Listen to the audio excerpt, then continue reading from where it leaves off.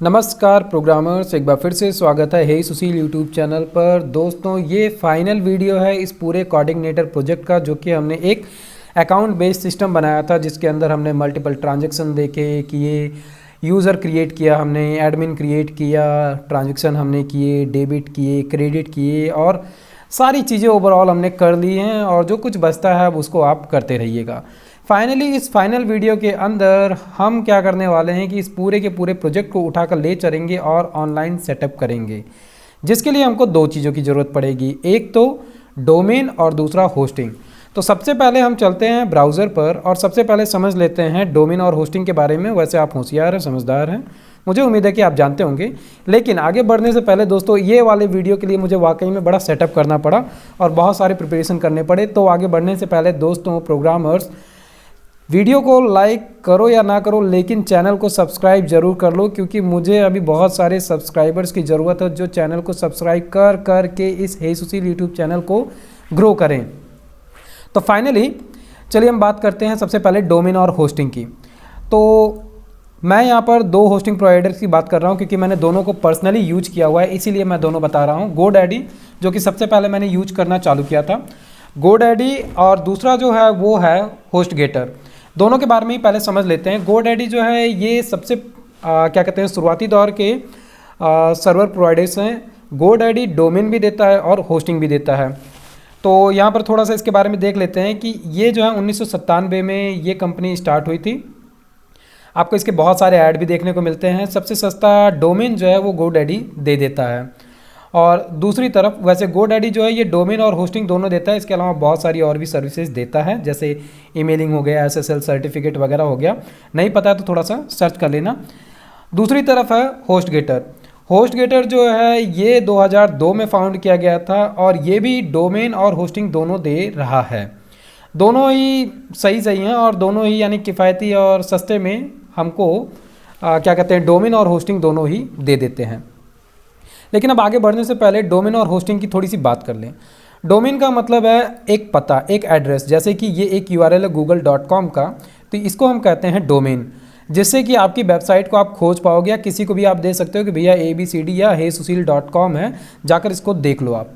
वो हो गया डोमेन। और दूसरा हो गया होस्टिंग। होस्टिंग का मतलब कि जब आप पते पे पहुँचे तो वहाँ पर कुछ होना चाहिए। जैसे मेरे घर का एक एड्रेस है, मान लो ABCD, आप पते पर आए तो वहाँ पर घर होना तो चाहिए ना, नहीं होगा तो फिर वहाँ पहुँचने नहीं पहुँचने का कोई मतलब नहीं होगा। वही चीज़ होती है होस्टिंग की।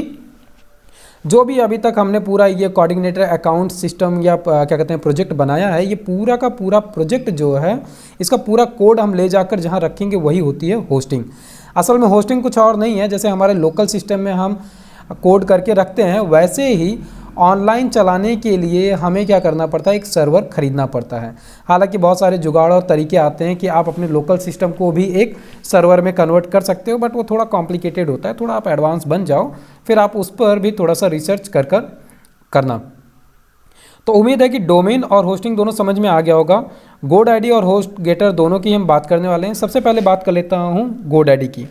GoDaddy जो है ये बहुत सारे अलग अलग तरीके के प्लान देने लगा है। आपको वर्डप्रेस के बारे में अगर आइडिया हो तो Microsoft 365 का भी ये प्लान दे देते हैं। ये SSL सर्टिफिकेट देते हैं। SSL सर्टिफिकेट का मतलब बस ये जो आपको यहाँ पर दिख रहा है ताला लगा हुआ, ये एक साइट है जो कि HTTPS से सिक्योर्ड की गई है। जैसे कि चलो इसका URL थोड़ा सा हम देख लेते हैं, तभी आपको पता चल जाएगा। ये HTTPS जो देख रहा है, ये HTTPS फ्री में नहीं आता है। ये ताले के लिए ना अच्छी खासी पैसे खर्च करने पड़ते हैं, मतलब कम से कम 700-800 रुपये आपको देने पड़ते हैं या शायद उसके ऊपर, इस SSL के लिए। ये अलग अलग मतलब प्रोवाइडर्स पे डिपेंड करता है। जैसे ये यहाँ पर 293 रुपये मंथली के हिसाब से चार्ज कर रहे हैं इस SSL सर्टिफिकेट का। इसके अलावा आजकल जितने भी होस्टिंग प्रोवाइडर हैं वो वर्डप्रेस के लिए स्पेशल ही क्या कहते हैं ऑफर्स देते हैं। जैसे ये तो वेबसाइट और मार्केटिंग का हो गया, इसको छोड़ दो। वर्डप्रेस होस्टिंग जो है ये 149 रुपये मिल रही है, आपको ये नहीं लेना है, ठीक है। याद रखना, अभी हम HostGator की भी बात करेंगे। ये वर्डप्रेस के लिए है केवल और केवल, और हमने जो प्रोजेक्ट बनाया है वो कोऑर्डिनेटर में बनाया है। कोर पूरा का पूरा कोडिंग हमने खुद से की है। तो ये वाला प्लान आपके लिए नहीं है। वैसे ही ये वाला प्लान भी आपके लिए नहीं है। अगर आपको लेना हो वर्डप्रेस के लिए तो ले सकते हैं। ये 149 रुपये पर मंथ के हिसाब से चार्ज किया जा रहा है और ये 649 रुपये पर मंथ के हिसाब से चार्ज किया जा रहा है। अब अगर हम बात करें क्या कहते हैं GoDaddy के प्लान्स की, तो ऊपर यहाँ पर हमको मिलते हैं होस्टिंग। होस्टिंग में आप जाएंगे, आपको बहुत अलग अलग तरीके की होस्टिंग मिलती है। तो सबसे पहले हम चलते हैं यहाँ पर वेब होस्टिंग को क्लिक करेंगे तो आपको यहाँ पर ये पेज खुलकर मिलेगा। यहाँ पर इनका जो स्टार्टर वाला प्लान है, आप अगर नए नवेले हैं, अभी पहले इसका आइडिया नहीं है, तो मैं कहूँगा कि आप सबसे पहले इसी को लेकर आगे बढ़ो। 99 रुपये मंथ के हिसाब से खरीद लो। अगर नहीं समझ में आता है तो खाली यानी 100, 150, 200 रुपये ही खर्च होंगे, ज़्यादा नुकसान नहीं होगा। तो 99 वाला प्लान लेकर आप पहले स्टार्ट कर सकते हो। अदरवाइज़ अगर समझदार हो, या समझदार का मतलब ये है कि पहले से इसका आइडिया है और किया हुआ है, तो आप बड़ा प्लान ले सकते हो। स्टार्टर में ये क्या दे रहे हैं, इतना याद रखना कि इनके अलग अलग होस्टिंग प्लान के हिसाब से इसका लिमिटेशन है। जैसे कि जो ये स्टार्टिंग प्लान है 99 रुपये मंथ में, इसमें क्या दे रहे हैं, ये 512 MB का रैम है। सबसे इंपॉर्टेंट चीज़ क्या है, इसमें आप केवल एक वेबसाइट चला पाएंगे, डेटाबेस एक ही बना पाएंगे, मल्टीपल डेटाबेस नहीं बना पाएंगे। बाकी तो 10 GB का स्टोरेज आपको मिलेगा, मतलब कि कोड रख रहे हैं, इसमें इमेज रख रहे हैं, वीडियो रख रहे हैं, वो 10 GB तक का आप रख पाएंगे। लेकिन थोड़ा सा बड़ा प्लान लेते हैं, जैसे कि इकोनॉमी वाला जो प्लान है, इसमें आपको 22 GB स्टोरेज मिल जाएगा, प्लस इसमें ईमेल भी बनाने की फैसिलिटी मिलेगी, लेकिन एक ही वेबसाइट आप चला सकते हैं। और इसके अंदर जो डेटाबेस है वो आप 10 डेटाबेस बना सकते हैं। मतलब एक वेबसाइट का मतलब बस ये समझ लो कि आप एक फ़ोल्डर के अंदर मल्टीपल फोल्डर या मल्टीपल प्रोजेक्ट डालते जाओ और उसके अलग अलग डेटाबेस बनाते जाओ। तो कुछ ये वाला वैसा काम है। Plus free 1 click WordPress installation मिल जाएगा, मतलब कि आप वर्डप्रेस इंस्टॉल कर सकते हो मल्टीपल अलग अलग। और थोड़ा सा बड़ा प्लान लेना चाहते हो, जैसे कि मैं जो आपको ये पूरा का पूरा कोड, जो अपना कोऑर्डिनेटर अकाउंट प्रोजेक्ट का पूरा कोड है, वो मैं जो आपको करके दिखाऊंगा उसको मैं मेरे वाले प्लान में दिखाऊंगा, क्योंकि मैंने GoDaddy का डीलक्स प्लान ले रखा है। इसके अंदर क्या रहता है कि आप अलग अलग 10 वेबसाइट बना सकते हो, 50 GB का स्टोरेज मिलता है, मैक्सिमम आप 25 डेटाबेस बना सकते हो, प्लस वर्डप्रेस का इंस्टॉलेशन मिल जाता है, फ्री प्रोफेशनल ईमेल मिलता है, लेकिन ये पहले साल के लिए ही होता है। इसके बाद में आपको 348 रुपये अलग से खर्च करने पड़ेंगे। एक फ्री डोमेन आपको मिल जाता है, जो मुझे मिला था। तो अगर आप ये लेना चाहते हो, हाँ वैसे फ्री वाला डोमेन जो है वो इसके साथ में मिलता है 199 वाले के साथ में, तो आप इस वाले प्लान के साथ में भी जा सकते हो। मतलब ये करीबन ये मान के चलो। आपको एक चीज़ और याद रखना है, इसी के साथ में ये 99 रुपये मंथ अभी पड़ेगा, क्योंकि GoDaddy क्या कहता है कि भैया आप नए नवेले आ रहे हो, तो पहली बार क्यों आ रहे हो, तो इसलिए हम सस्ता दे रहे हैं। लेकिन जब ये प्लान ख़त्म होगा, रिन्यू कराने वाला जो कंडीशन है यहाँ पढ़ लेना ध्यान से, जब रिन्यू कराने जाओगे यही 99 वाला प्लान आपको 199 रुपये में मिलेगा रिन्यू कराते समय, ठीक है। तो इस चीज़ को ध्यान रखना। वैसे ये 199 वाला प्लान हो जाएगा 499 का, ठीक है। मतलब जो पहली बार को आते हैं उन्हीं के लिए ये बम्पर वाले ऑफ़र देती है कंपनियाँ, उसके बाद में अच्छा खासा पैसा ले लेता है। तो मैं इसके लिए क्या करता हूँ, अपना सर्वर ही चेंज करता रहता हूँ अलग अलग अकाउंट से। मतलब 1 साल का, 2 साल का, 3 साल का मैंने प्लान खरीदा, सस्ते में मिल जाता है। इसके बाद में 3 साल के बाद में सारा कोड उठा के नए सर्वर पे उठा के डाल दिया। वो जब आप एडवांस हो जाओगे तो आपको समझ में आएगा। बाकी आप ये सारे प्लान देख लेना, मैं इनको सजेस्ट अभी नहीं करूँगा अगर नए हो। बाकी आप जानते हो तो आपको बताने की ज़रूरत ही नहीं है मुझे। उसी के तरीके से HostGator जो है, इनके भी प्लान सस्ते हैं, अच्छे हैं। इनका भी सर्वर अच्छा है। अच्छी बात यह है जैसे GoDaddy का है, इनका भी प्लान 99 रुपये में सबसे पहला वाला मिल जाता है। भाई दोनों ही कंपनियां साइड बाय साइड हैं, मतलब कि एक सस्ता एक महंगा देगा तो लोग HostGator को पूछेंगे ही नहीं, इसलिए इन्होंने भी अपनी सर्विसेज थोड़ी सस्ती की, पहले महंगी थी। तो नीचे आते हैं, इनके प्लान भी देख लेते हैं। ये .com जो है, हाँ एक चीज़ GoDaddy में रह गई, क्या रह गई, इनके डोमेन जो है ये सस्ते में दे देते हैं। डोमेन जो है ये सस्ते में दे देते हैं। डोमेन की जानकारी मिल जाएगी, ठीक है, यहाँ नहीं है डोमेन। वैसे अगर आप ये वाला प्लान लेंगे तो वैसे भी डोमेन सस्ता मिल जाएगा। अदरवाइज इनके डोमेन आपको 200-300 रुपये तक इनका डोमेन मिल जाएगा। .in या .com जो भी आप लेते हो 400-500 के अंदर मिल जाएगा।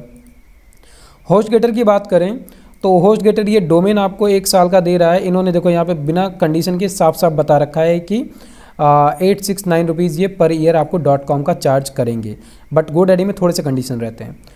और इनका जो शेयर्ड होस्टिंग है वो आपको ये दे रहे हैं 99 रुपये प्रति महीने के हिसाब से, जिसमें ये आपको क्या क्या दे रहे हैं, बेसिक प्लान देंगे, बेसिक वेबसाइट देंगे ब्लॉग के लिए, और ईमेल होस्टिंग दे देंगे, और सारी चीज़ें हैं। ये सारी चीज़ें नहीं लेनी है, यही वाला लेना है अगर यहाँ से आपको लेना है HostGator से। दोनों का ही लिंक जो है मैं डिस्क्रिप्शन में दे दूंगा, एफिलिएशन का लिंक दे रहा हूँ। दैट मीन्स कि अगर आप उस पर क्लिक करके अकाउंट बनाते हैं या जाकर प्रोडक्ट खरीदते हैं तो मुझे थोड़ा सा उसका फ़ायदा मिलेगा।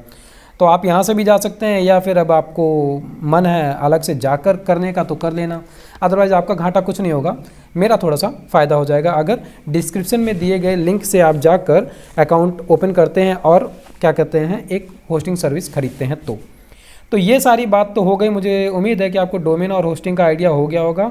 प्लस सजेशन यही दूंगा कि अगर नए हैं तो स्टार्टिंग वाला प्लान खरीद कर ही आगे बढ़ना। अब ये सारी बात हो गई, तो अब आगे बढ़ने से पहले क्या करो, सबसे पहले तो जो हमारा प्रोजेक्ट है, जैसे अकाउंट वाला फ़ोल्डर बनाया था, अकाउंट वाला ये जो पूरा का पूरा फ़ोल्डर है, इसको इसके बाहर जाना और राइट क्लिक करके क्या करना, इसको ऐड टू आर्चिव करना। ऐड टू आर्चिव करके जिप में इसको कन्वर्ट कर लेना। मैंने पूरे फोल्डर को इस वाले को किया है, ठीक है। यहाँ htdocs में बाहर गया हूँ, अकाउंट वाले फोल्डर पे राइट क्लिक किया हूँ और इसको जिप करके ये जिप मैंने बनाया है जो कि 72.8 MB का बना है। और इस वाले जिप को फिर क्या करना है, ले चल के अब अपलोड करना है। अब ये सारी होस्टिंग, डोमेन और ये सारी बातें हो चुकी हैं। अब हम चलते हैं अपने पूरे के पूरे कोड को क्या करेंगे, ले चल के अपलोड करेंगे। तो उसके लिए क्या करना है, अगर आप GoDaddy में जा रहे हैं या HostGator में जा रहे हैं, मैं क्योंकि GoDaddy से बता रहा हूँ, तो सबसे पहले तो आप लॉगिन कर लो, मतलब लॉगिन करना ही पड़ेगा। यहाँ से कोई एक प्लान खरीदना पड़ेगा, या HostGator से आप खरीदते हैं तो वहाँ से यहाँ पे क्लिक करके माई प्लान में जाना होगा। वैसे ही अगर HostGator पे जाते हैं तो वहाँ पर भी आपको आपने माई प्लान पे जाना होगा लॉगिन करके। वहाँ से आपको मिलेगा डोमेन और होस्टिंग का कनेक्शन आपको पहले करना पड़ेगा, ठीक है। इसके लिए GoDaddy के वीडियोस आप देख लेना, डोमेन और होस्टिंग को कैसे कनेक्ट करते हैं। वो करने के बाद में फिर फाइनल में क्या बताने चल रहा हूँ कि आप कैसे इसको अपलोड करोगे। ये सब कुछ हो जाने के बाद में आपको ऑन करना होगा अपना cPanel, जैसे कि ये है। तो cPanel ऑन करने से पहले ये वाला जो कोड है इसको जिप करके रख लेना, और साथ ही साथ ये जो हमारा क्या कहते हैं ये हे सुशील अकाउंट जो है, ये डेटाबेस हमारा जो है, इसको भी हमें एक्सपोर्ट करना पड़ेगा यहाँ से, ठीक है। क्यों? क्योंकि इसका भी बैकअप कोड हमको चाहिए, पूरा का पूरा ले चल के ऑनलाइन रखने के लिए ये कोड हमको चाहिए है। तो क्या करना है, इसको हमें इंपोर्ट करना है। इंपोर्ट करते हैं, इंपोर्ट कह रहा हूँ सॉरी, एक्सपोर्ट करना है। एक्सपोर्ट करके इसको हम क्या करेंगे, ले चल के बस सेव करके हमको रख लेना है। तो गो पे क्लिक करना है। गो पे क्लिक करते ही ऑटोमेटिक देखो यहाँ पर ये हे सुशील अकाउंट डॉट SQL ये पूरा का पूरा डेटाबेस का बैकअप बन चुका है। डेटाबेस का बैकअप हम इसी तरीके से लेते हैं, एक्सपोर्ट पे जाकर गो किए और ये यहाँ पर इसका बैकअप बन चुका है। अब सबसे पहले क्या करना है, इस कोड को भी उठाकर ले चल के कहाँ रख लेते हैं, यहाँ पर इसी वाले फोल्डर में रख लेते हैं, क्योंकि इसकी ज़रूरत अभी पड़ेगी। तो 1 मिनट देना, मैं इसको उस वाले फोल्डर में डालकर फिर आगे बढ़ते हैं। तो इसको मैंने क्या किया, कट करके यहाँ पे लाके रख लिया है हे सुशील अकाउंट्स डॉट SQL, ये बैकअप हो गया इसका। फाइनली आपको थोड़ा सा दिक्कत होगी डोमेन और होस्टिंग को कनेक्ट करने में, हो सकता है कोई एक यूट्यूब देख लेना कि कैसे GoDaddy का डोमेन और होस्टिंग के साथ कनेक्ट करते हैं, क्योंकि दोनों अलग अलग चीज़ें होती हैं। डोमेन अलग होता है, होस्टिंग अलग होता है। अगर आप सिंगल वाला लेंगे, जैसे यहाँ से अगर सिंगल वाला प्लान लेते हैं, मतलब सिंगल डोमेन और होस्टिंग का, तो माइट भी ये शायद कनेक्टेड ही दें, मतलब कि कुछ और रहता नहीं है, सिंगल होस्टिंग और सिंगल डोमेन है तो कनेक्ट दे दें शायद। तो ये सब कुछ होने के बाद में हमको क्या करना है, चलना है अपने cPanel पे। तो चलिए चलते हैं cPanel पे। cPanel पे जब आप आएंगे तो cPanel पे आपको कुछ इस तरीके का ओवरव्यू मिलेगा। मैंने इसको थोड़ा सा जूम करके रखा है, क्योंकि यहाँ पर क्या कहते हैं यूज़र ID वगैरह होती है जो कि शेयर नहीं की जा सकती, इसलिए ये किया है। तो ओवरऑल आपको यहाँ पर क्या करना है, राइट क्लिक करके इसको एक नए टैब में खोल लेना। क्या चीज़, फाइल मैनेजर को। दूसरी इंपॉर्टेंट चीज़ PHP माई एडमिन, इसको खोल लेना, और MySQL डेटाबेस इसको खोल लेना। क्यों, PHP माई एडमिन मतलब यही वाला है, सेम टू सेम चीज़ है। MySQL डेटाबेस इसलिए ऑन करना पड़ेगा क्योंकि जब हम सर्वर पर होते हैं तो यहाँ पर हर एक डेटाबेस के लिए स्पेसिफिक एक यूज़र और उसका पासवर्ड क्रिएट करना ज़रूरी होता है, तो इसलिए ये ओपन करना ज़रूरी है। तो सबसे पहले हम क्या करेंगे, फाइल मैनेजर को यहाँ से खोल के छोड़ देना अभी नए टैब में, और PHP माई एडमिन को भी ओपन करके छोड़ दो। सबसे पहले हम आएंगे MySQL डेटाबेस में, जहाँ पर हम एक यूज़र बनाएंगे और एक पासवर्ड बनाएंगे।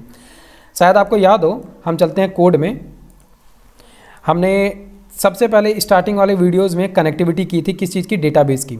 और कहाँ से की थी, कॉन्फ़िग में गए थे, कॉन्फ़िग में डेटाबेस में, और डेटाबेस के अंदर दिख रहा है आपको user name root by default यहाँ पर था और पासवर्ड हमने कुछ दे नहीं रखा था। यही दो चीज़ सर्वर पे हमको चाहिए होती है कि एक यूज़र चाहिए होता है, एक पासवर्ड चाहिए होता है, और इसी यूज़र के साथ में हम क्या करते हैं, डेटाबेस को कनेक्ट कराते हैं। जैसे कि यहाँ पर हे सुशील अंडरस्कोर अकाउंट हमारे डेटाबेस का नाम है, तो यही यूज़र नेम और पासवर्ड हमें सर्वर पर क्रिएट करना पड़ता है। उसके लिए हमें चलना पड़ेगा MySQL डेटाबेस में। तो चलो चलते हैं MySQL डेटाबेस में, जहाँ पर हम सबसे पहले क्या करेंगे, सबसे पहले तो हमको एक डेटाबेस यहाँ पर अलग से क्रिएट करना पड़ेगा हे सुशील अंडरस्कोर अकाउंट के नाम से, और उसके बाद में फिर उसको हम कनेक्ट कर। तो यहाँ पर आते हैं MySQL डेटाबेस में। अब यहाँ सबसे पहले क्या करना है, हे सुशील अंडरस्कोर क्या कहते हैं, हे सुशील अंडरस्कोर अकाउंट करके डेटाबेस का नाम लिखो और उसको क्रिएट कर लो। मतलब ये रहा हमारा हे सुशील अंडरस्कोर अकाउंट और क्रिएट डेटाबेस। डेटाबेस को क्रिएट करने के बाद में दूसरा सबसे इंपॉर्टेंट काम क्या होगा कि स्क्रॉल करके आपको नीचे आना पड़ेगा। स्क्रॉल करके जब आप नीचे आएंगे तो यहाँ पर आपको चूज़ करना पड़ेगा क्या, नहीं ये मॉडिफाइड डेटाबेस है, इस पर कुछ भी नहीं करना है, कुछ भी नहीं करना है यहाँ पर। और थोड़ा सा नीचे करंट डेटाबेस को छोड़ के जब आप स्क्रॉल करके नीचे आएंगे तो यहाँ पर आपको मैं क्या कहते हैं, बीच बीच में वीडियो को थोड़ा सा पॉज करूँगा, क्योंकि जैसे मल्टीपल डेटाबेस पहले से एग्जिस्टिंग है, एग्जिस्टिंग यूजर्स हैं जिसको मैं दिखाना नहीं चाहता हूँ, और वीडियो एडिट करने में मुझे थोड़ी सी कॉम्प्लेक्सिटी होती है, इसीलिए मैं थोड़ा सा पॉज कर करके कुछ हिस्से ही आपको दिखा रहा हूँ। अब यहाँ पर क्या करना है, ऐड न्यू यूज़र है, ये डेटाबेस क्रिएट हो चुका है, ठीक है।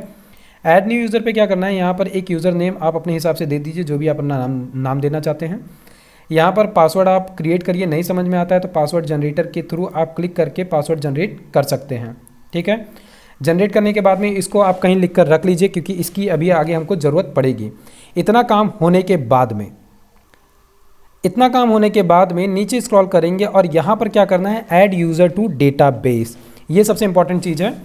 जैसे कि मैंने यूज़र अपना बनाया क्या, हे सुशील डेमो नाम से, और डेटाबेस भी बनाया हे सुशील अंडरस्कोर अकाउंट।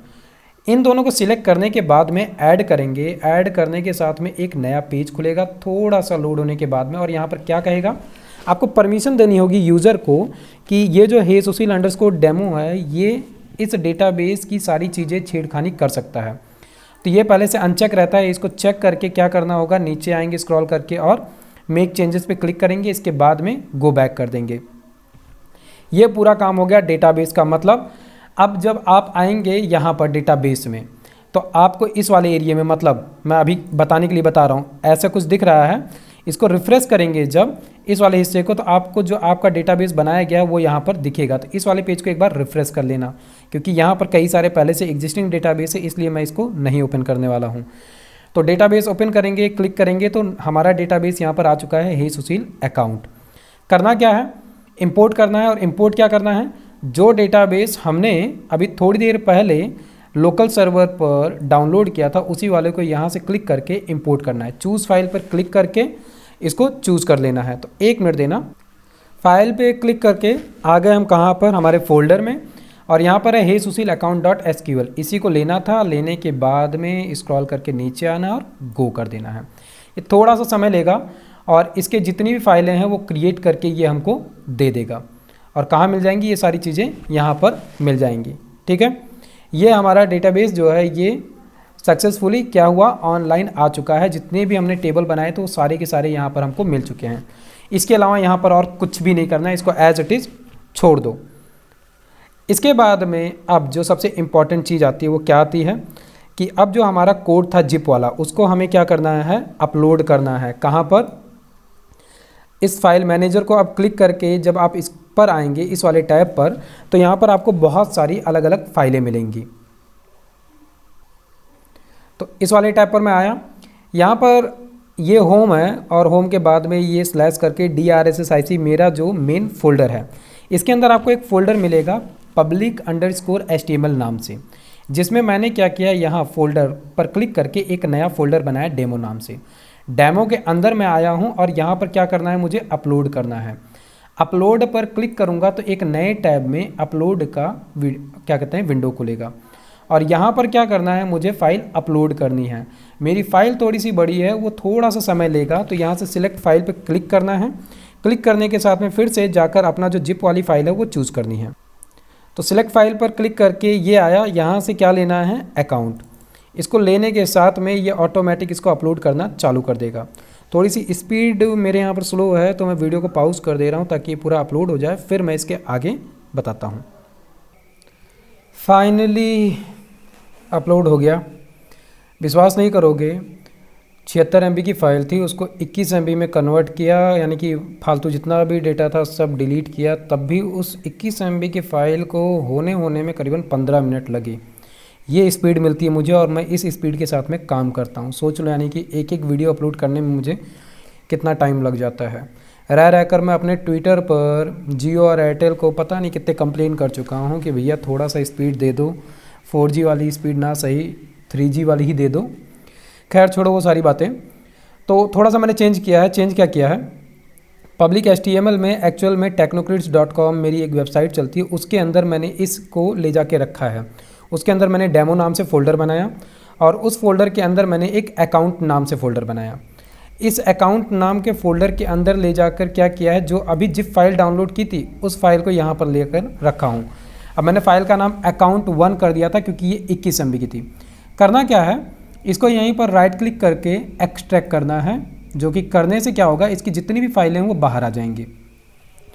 तो ये एक्सट्रैक्ट करने के साथ में फ़ाइलें आ जाएंगी। बस हमको दो काम करना पड़ेगा। कोड में अगर मैं ले चलूँ तो तब तक के लिए हम चलते हैं अपने कोड में। एक तो देखो, जब हम कॉन्फ़िग में आएंगे, कॉन्फ़िग के अंदर ही database.php के अंदर चेंज करना है और एक config.php के अंदर। database.php में पता चली गया होगा, होस्ट का नाम यूज़र का नाम, पासवर्ड का नाम और डेटाबेस का नाम हमको चेंज करना है। डेटाबेस का नाम हालांकि वही है तो चेंज नहीं करना है। और कॉन्फ़िग के अंदर हमको अपना बेस URL चेंज करना है। ये बेस URL चेंज होकर दूसरा हो जाएगा। तो वही चीज़ यहाँ पर करनी है। फाइल हो चुकी, क्लोज़ करते हैं और एक बार इसको रिलोड करते हैं। फाइलें आ गई। एप्लीकेशन के अंदर चलते हैं सीधे। एप्लीकेशन के अंदर चल के हमको चलना है कॉन्फ़िग में। कॉन्फ़िग के अंदर config.php वाली फ़ाइल को एडिट कर लेना है। तो एक इसको एडिट मोड में ऑन कर लेते हैं और एक कर लेते हैं database.php को एडिट मोड में ऑन। कॉन्फ़िग के अंदर क्या करना है, जो हमारा URL है, URL क्या होने वाला है, यही होने वाला है technocrits.com/demo/account। तो इसको यहाँ पर क्या करते हैं, कॉपी पेस्ट करते हैं, स्लैश, ये हो जाएगा हमारा URL। और यहाँ पर एक चीज़ नहीं आई, http:// ये हमारा बेस URL हो गया। और डेटाबेस में अगर हम आ जाएं तो डेटाबेस में यहाँ पर मैंने बनाया है एक डेमो डेटाबेस, susil_demo, और इसका पासवर्ड मैंने दिया है हाय सुशील 04612 और डेटाबेस का नाम तो सेम टू सेम है, susil_account। इसको सेव करते हैं और उसी तरीके से ये जो चेंज किया है इसको सेव करते हैं। दोनों ही फाइल सेव हो जाए, ये सेव हो गई और ये भी सेव हो गई, ठीक है। फाइनली इसको हमें हिट करना है। हिट करने के साथ में अगर सब कुछ सही है तो अब इसके अलावा और कोई चेंज नहीं करना है। हमारा जो ये प्रोजेक्ट है वो चल जाएगा और चल चुका है लगभग। एडमिन लॉगिन आ चुका। लॉगिन पर हमको देना है लॉगिन, तो लॉगिन के लिए हमको लेकर आना पड़ेगा यहाँ से। इसको लॉग आउट करते हैं। अच्छा, लॉग आउट करने की भी ज़रूरत क्या है, सुशील लॉगिन वाले क्या कहते हैं, टेबल पर चलते हैं। यहाँ से एक यूज़र आईडी लेते हैं, ये इसका पासवर्ड दिया था हाय सुशील, ठीक है। यूनिक आईडी और पासवर्ड हो गया हाय सुशील और साइन इन करते हैं। फाइनली सब कुछ सही रहा। इस समय हम इसको अपना प्रोजेक्ट जो है इसको ऑनलाइन हम सेटअप कर चुके हैं। बाकी सारी चीज़ें सेम टू सेम चल रही हैं, कहीं कोई दिक्कत नहीं आएगी। PHP का प्रोजेक्ट जो है वो इसीलिए बहुत अच्छा होता है क्योंकि इसको ऑनलाइन करने में कुछ करना ही नहीं होता है। जो कोड आपने किया है सब कुछ वहाँ से कॉपी करके जिप मार लो। जिप करके कोऑर्डिनेटर के केस में बस 2 फाइलों में चेंज करना होता है। एक config.php के अंदर बेस URL सेट करना होता है और दूसरी चीज़ डेटाबेस के अंदर हमको यूज़र नेम पासवर्ड सेट करना होता है। बाकी कुछ भी चेंज नहीं करना होता है। जो डेटाबेस हम यहाँ चला रहे थे उसी का बैकअप लेके हमने ऑनलाइन चढ़ा दिया और ये सारा काम चालू हो चुका है। सब कुछ सेम टू सेम चलेगा, ठीक है। तो मैं उम्मीद करता हूँ कि लास्ट वीडियो आपको समझ में आया होगा और आप जो है इस पूरे कोड को करने के बाद में सर्वर सेटअप करेंगे। याद रहे डिस्क्रिप्शन में मैंने HostGator और GoDaddy दोनों का ही लिंक दिया है, एफिलिएशन लिंक है। तो आप क्लिक करके अगर अकाउंट बनाते हैं तो मेरा बेनिफिट रहेगा उसमें थोड़ा सा, ठीक है, ये पूरा का पूरा प्रोजेक्ट कंप्लीट होता है। इसी के साथ में अब नेक्स्ट जो प्रोजेक्ट हमारा चलेगा वो चलेगा पाइथन के अंदर। इसके बाद में जो मैं एक प्रोजेक्ट लेकर आने वाला हूँ वो प्रोजेक्ट है बहुत छोटा सा नन्हा मुन्ना सा, कि हम पाइथन में इमेज के थ्रू वीडियो बनाएंगे छोटा सा। इसके बाद में फिर उसी को हम इनलार्ज भी करेंगे, लेकिन अभी नेक्स्ट वीडियो जो होने वाला है वो पाइथन पे होने वाला है। एक छोटा सा प्रोजेक्ट, बहुत ही एक्साइटिंग और इंटरेस्टिंग होगा, तो उसको ज़रूर देखना। बाकी इसमें अगर कहीं कोई दिक्कत आ रही है तो मुझे कमेंट ज़रूर करना। और साथ में एक चीज़ और, प्रोजेक्ट के अंदर आपको मैं आइडिया देता हूँ, आइडिया लेने के बाद में अगर आपके कॉन्सेप्ट्स क्लियर हैं तो आपको दिक्कत नहीं होनी चाहिए। और साथ में बात रहेगी थोड़ी सी कोऑर्डिनेटर की। कोऑर्डिनेटर के अंदर कोऑर्डिनेटर 3 आपको अगर अपना बेस थोड़ा सा और मजबूत करना है तो कोऑर्डिनेटर का जो यूज़र गाइड है इसको ज़रूर जाकर थोड़ा सा और पढ़ो, क्योंकि अभी अगर आपने ये पहला कोर PHP अगर थोड़ी बहुत आती है उसके साथ में पहले आप कोऑर्डिनेटर का ये प्रोजेक्ट करने बैठे हैं तो आप इससे बहुत ज़्यादा कुछ एडवांटेज नहीं ले पाएंगे, क्योंकि कोऑर्डिनेटर एक PHP का फ्रेमवर्क है और कोर PHP इसके लिए आना बहुत ज़रूरी है, बहुत ज़रूरी है। जैसे मैं जब पाइथन का क्या कहते हैं कोर पाइथन का पूरा कंप्लीट ट्यूटोरियल मैंने बनाया तो मैंने यही कहा। उसके बाद में जेंगो का प्रोजेक्ट बनाया, जेंगो में मैंने यही फोर्स किया था कि आप सबसे पहले कोर पाइथन को अच्छे से समझो तभी जेंगो को समझ पाओगे। उसी तरीके से कोऑर्डिनेटर फ्रेमवर्क को समझने के लिए कोर PHP का समझना बहुत ज़रूरी है। अगर आपको कोर PHP नहीं आती अच्छे से तो कोऑर्डिनेटर आप कोड देख कर नहीं कर पाओगे। इसके अंदर बहुत सारी चीज़ें एडवांस होती है, इसमें पूरा का पूरा बना बनाया स्ट्रक्चर आपको मिल जाता है, मॉडल व्यू कंट्रोलर पूरा सेपरेट मिल जाता है, बहुत सारी चीज़ें आपको खुद से करनी नहीं होती हैं। इसके अंदर आपको बहुत सारे बने बनाए मेथड्स मिलते हैं, लाइब्रेरीज मिलती हैं, हेल्पर मिलते हैं, तो उनका यूज और उनका यूज केस समझना आसान नहीं है अगर आपको कोर PHP नहीं आती है।